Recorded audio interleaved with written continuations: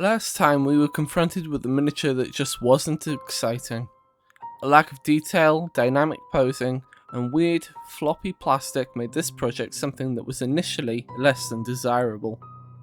However, approaching it with an open mindset, I added new parts, chopped up old ones, and discovered interesting characteristics of the weird and floppy plastic. A few more decisions were made, envisioning this power armor to have been given the winterized paint scheme, looted by raiders, and on their last legs after an encounter with the dreaded Deathclaw. This is Cursed Crusader Arts.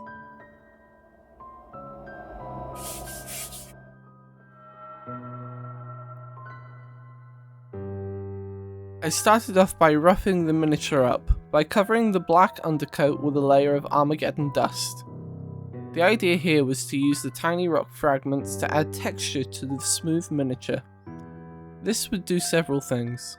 First, small chunks would gather along the edges of the armor plates, indicating corroding metals and gathering of dirt and dust. The second point is that any isolated fragments would give washes and dry brushes something to highlight, giving a much rougher look overall.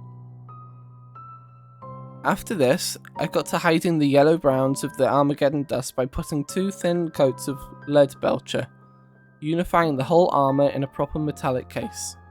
Thunderhawk blue would be the first real colour being used for the armor plates. This blue has some colder elements to it and acts as a great start to the overall finish.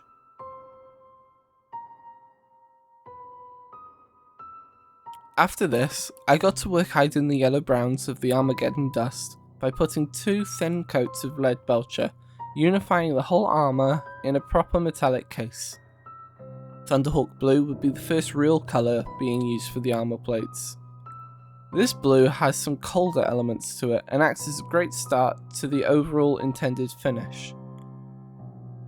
After this base layer is completed, I stippled on brighter greys, eventually shifting into whites. This would add more texture to the model, giving the indication that the metal has been weathered over time. I also took care to avoid the deep trenches that I had previously carved into the chest piece and the right shoulder pad.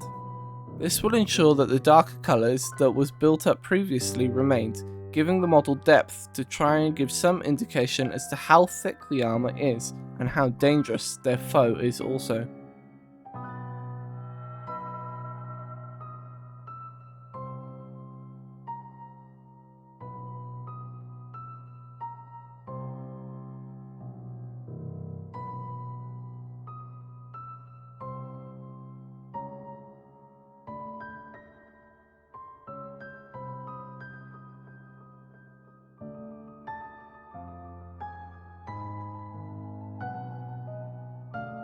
The layers of whites had removed a lot of the colder aspects from before, so a wash of watered down Thunderhawk blue would help to bring back some of the colder elements to the armour, reminding us of the intention of replicating the winterized power armour scheme.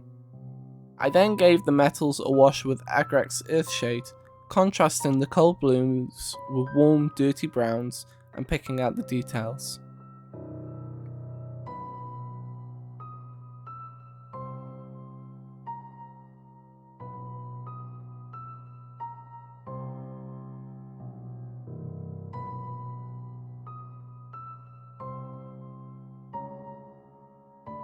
A very loose dry brush over the armour will help to separate the different layers whilst providing more depth. This would also help to accentuate the lighting by focusing on the front sides of the leg and arm panels.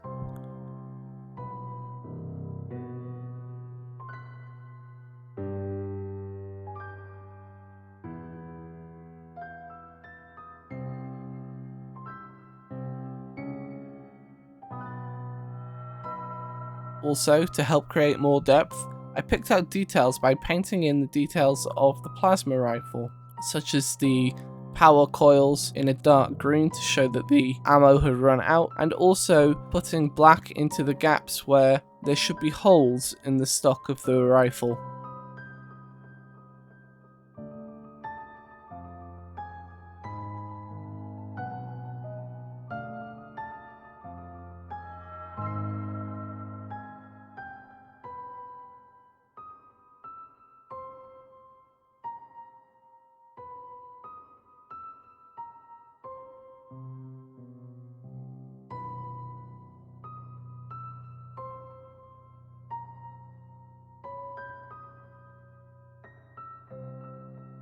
I found that the white armour was proving to be more difficult and was looking far too clean for a raider.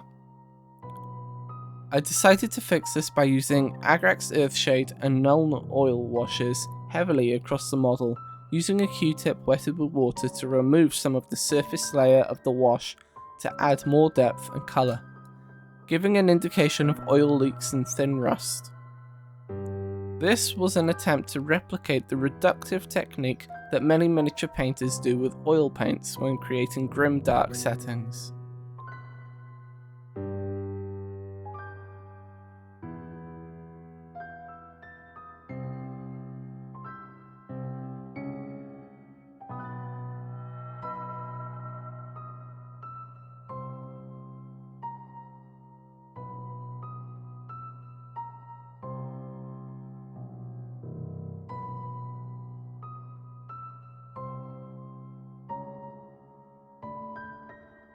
I also took some more Nuln oil and used it to pick out the details of the miniatures, particularly the separation of the plates of armour to add more weight to the figure.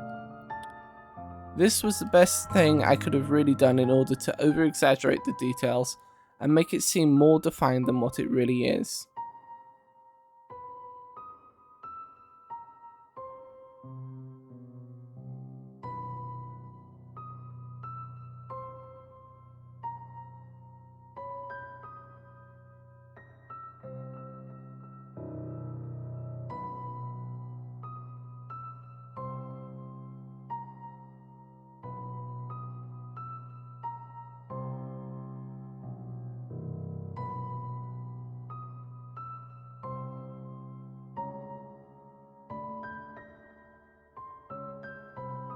Overall, this was a challenge, and something good came from it. The addition of blood on the shoulder and chest running down the leg adds a little contrast and more story to the character. There was a lot of different ideas being used on this figure, and I feel that the winterized paint scheme ended up becoming lost under all of the dirt and grime, really breaking up the coherency of the model and accidentally making it better than what I had previously envisioned. What did you think of this figure? Would you have attempted something different?